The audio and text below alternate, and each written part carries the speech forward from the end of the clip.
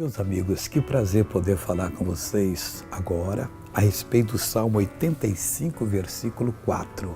Todo dia eu tenho uma mensagem aqui para o povo de Deus. Eu louvo a Deus pelo que Ele está fazendo, por estar me permitindo compartilhar o que eu aprendo dEle, do meu relacionamento com Ele, do dia a dia.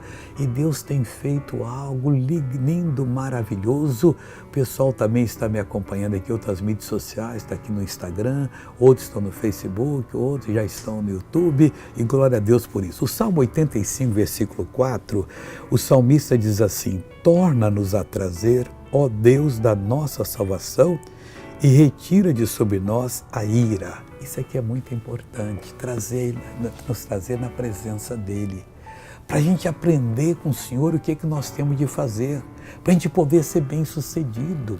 Meu irmão, se nós não formos colocados pelo Senhor Deus na presença dEle, nós nunca seremos, porque nós não sabemos como encontrá-lo.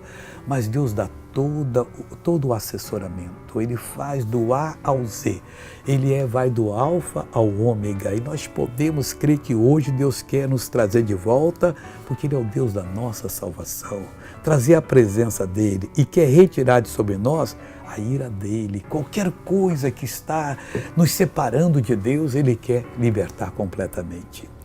Veja essa pessoa que recebeu a bênção, eu vou orar com você já. Artrose na perna, e eu não posso muito andar, sabe?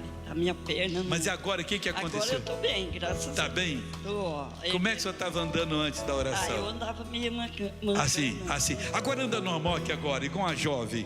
Oh, Deus começando um milagre aqui agora, pessoal. Esse Deus é tremendo. Agora vamos orar.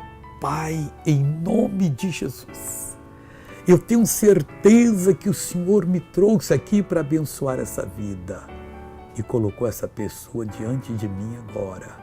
Oh meu Deus, seja o que for que estiver na vida dela, eu repreendo e reprovo e digo: sai mal, em nome de Jesus. E você diz: amém.